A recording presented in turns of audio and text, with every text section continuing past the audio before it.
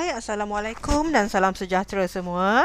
Okey, dalam video ini kita akan bincangkan soalan percubaan SBP tahun 2020, soalan kertas 2 nombor 4 iaitu soalan berkenaan dengan topik fungsi trigonometri ataupun trigonometric function.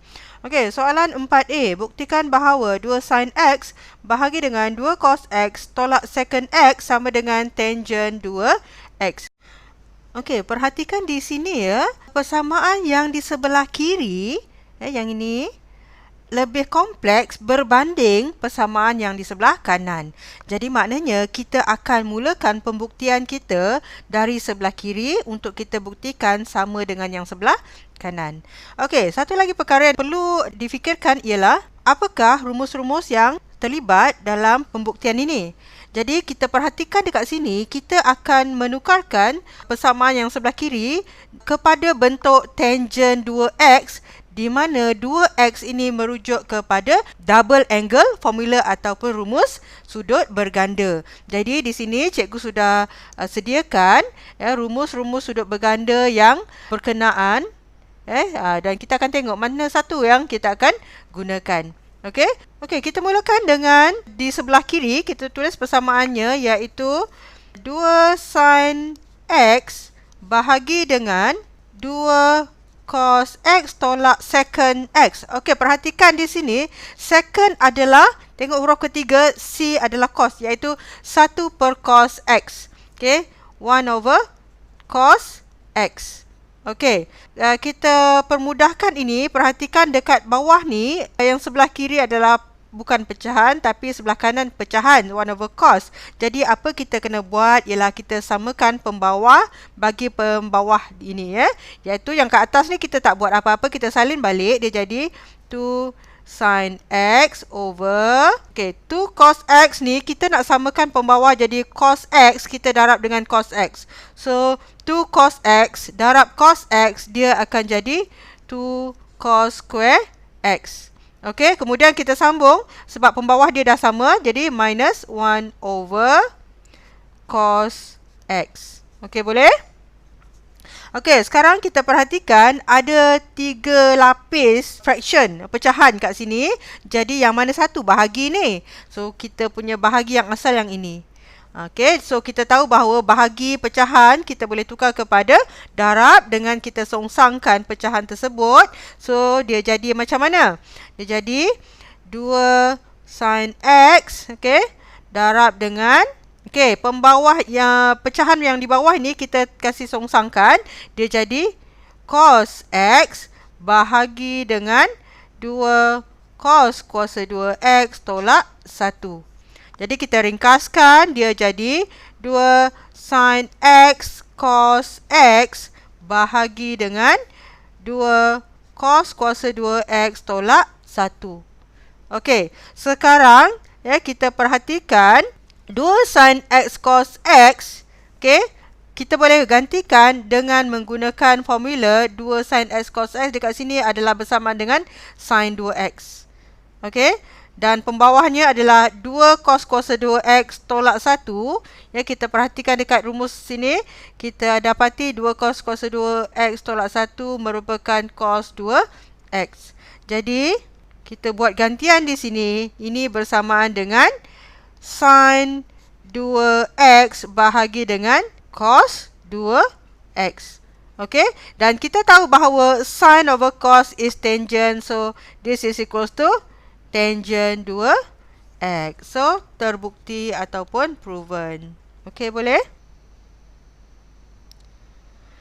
Seterusnya soalan B1, lakarkan graf y sama dengan tangent 2x untuk range dia from 0 until pi. Okey, so maknanya graf kita mesti kita lukis sampai pi.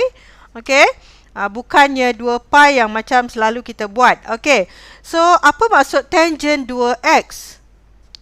So tangent 2x, 2 di sini merujuk kepada 2 cycles. 2 cycles in 2 pi. Dalam range 2 pi. Oleh kerana dia nak sampai pi sahaja, maka kita akan buat separuh iaitu dia hanya 1 cycle. Okay. So, one cycle maksudnya complete one cycle dalam range pi saja. Jadi, di sini cikgu sudah lakarkan paksinya. Okay, so pelajar perlu lukislah. Dan untuk one cycle, okay, kita tahu bahawa dalam satu complete circle, ya, ada 4 kuadran kan? So, berdasarkan 4 kuadran itu, saya lakarkan di sini ada 4 kolom ataupun 4 ruang dalam graf ini, iaitu dia merujuk kepada ini adalah kuadran 1, kuadran 2, kuadran 3 and kuadran 4. Okay, untuk one complete cycle. Okay, yang penting pada graf ini ialah the range is from 0 until pi, not to pi. Okay. So, graf tangent, okay, kita tahu bahawa tangent pada kuadran 1 dia adalah positif. Jadi, dia bermula dengan kuadran yang positif di sebelah atas. Jadi, kita lakarkan grafnya. Okay, inilah rupanya graf tangent di mana graf ini tidak menyentuh garisan asymptote ini. Okay, so di kuadran 2, tangent adalah negatif. Maka, dia bermula dari bawah. Okay. Dia melengkung ke atas begini. Okay. Kemudian di kuadran 3 tangent positif. So dia akan masuk ke ruang sebelah positif. Okay. Dan seperti kuadran 1 dia tidak menyentuh garisan asymptote. Okay. Dan pada kuadran 4 ya, tangent adalah negatif. Jadi dia bermula daripada bawah iaitu yang negatif. Okay. Ini adalah graf tangent 2x. Tetapi dalam soalan kita ada modulus tangent 2x. Jadi apakah maksud modulus? Jadi modulus kita tahu dia akan mempositifkan nilai-nilai yang negatif. Jadi begitu juga dengan graf negatif. So graf negatif akan jadi positif. Jadi apa kita buat? Kita lakarkan ataupun kita pantulkan graf yang di bahagian bawah kepada ataupun ke paksi x. Kita dapat grafnya menjadi, okay, itu di kuadran 2 dan kuadran 4 juga ada negatif. Jadi kita positifkan. Kita pantulkan pada paksi X dan kita padam yang bawah.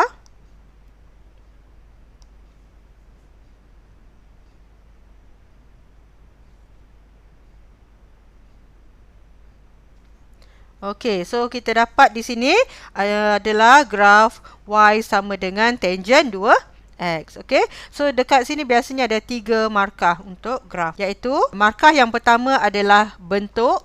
Okey, yang pertama mesti bentuk betul lah. Bentuk, satu markah. Kemudian yang kedua adalah the cycle ataupun the period ataupun dia punya color. Okey, satu markah. Dan yang ketiga adalah modulus. Okey. 3 markah. Okey, seterusnya kita baca soalan B2. Seterusnya, dengan menggunakan paksi yang sama, lakar satu garis lurus yang sesuai untuk mencari bilangan penyelesaian bagi persamaan. Okey, ini persamaan dia. Okey, untuk 0 hingga pi. Nyatakan bilangan penyelesaian itu. Soalan 6 markah. Okey, untuk melakarkan satu garis lurus ini, kita perlukan persamaan garis lurusnya. Jadi bagaimana kita nak dapatkan persamaan garis lurusnya? Perhatikan persamaan ini ya. 2x per 2 cos x tolak secant x sebenarnya telah diberi daripada soalan A, iaitu 2 sin x per 2 cos x tolak secant x bersamaan dengan tangent 2x. Okey? Jadi kita boleh gantikan persamaan ini kepada tangent 2x modulus tolak 2x per pi sama dengan 1. Okey, so kita nak cari persamaan garis lurus y. Macam mana cara dia? Perhatikan, kita sudah ada persamaan bagi graf tadi, iaitu y bersamaan dengan modulus tangent 2x. Jadi, kita boleh gantikan modulus tangent 2x ini sebagai y. Ya, tolak 2x per pi sama dengan 1. Jadi, kita tukarkan kepada bentuk kecerunan. Kita dapat y bersamaan dengan 1 tambah 2x per pi. So, inilah persamaan garis lurusnya. Di sini ada satu markah. Jadi seterusnya kita nak lakarkan graf. Jadi kita memerlukan 2 titik. Jadi bagaimana kita nak cari 2 titik itu? Okey. Biasanya kita akan ambil titik pada X sama dengan 0. Ya, X sama dengan 0. Jadi kita gantikan Y bersamaan dengan 1 tambah 0. Jadi Y bersamaan dengan 1. Jadi kita dapat satu koordinat iaitu 0, 1. Dan titik yang kedua kita ambil X sama dengan yang hujung sekali iaitu pi. Iaitu kita dapat Y sama dengan 1 tambah 2 pi per pi. Kita permudahkan, 1 tambah 2 sama dengan 3. Maka kita dapat koordinat yang kedua iaitu pi 3. Okey, jadi kita akan lakarkan pada paksi yang sama dengan graf tangent. Iaitu kita tandakan 0, 1 tadi di sini, andaikan di sini. Dan juga apabila X sama dengan pi, Y-nya sama dengan 3, kita anggaplah dia berada di situ. Jadi kita ambil pembaris. Okey. Dan kita sambungkan 2 titik tersebut. Okey, sambungkan. Okey. So, kita dapat satu garis lurus. Dan untuk mencari bilangan penyelesaiannya, kita kira bilangan titik persilangan antara garis lurus dan juga graf tangent. Jadi, di sini cikgu gunakan pen warna biru. Okey. Okey. So, kita tandakan titik-titik persilangan. Kita dapati ada 1, 2, 3, 4. Ya, 4 titik persilangan. Jadi, ada 4 titik persilangan bermaksud bilangan penyelesaian bersamaan dengan 4. Ataupun the number of solution equals to 4. Macam mana? Boleh faham kan? Katakan saya bijak dan cemerlang. Yes, yes, yes.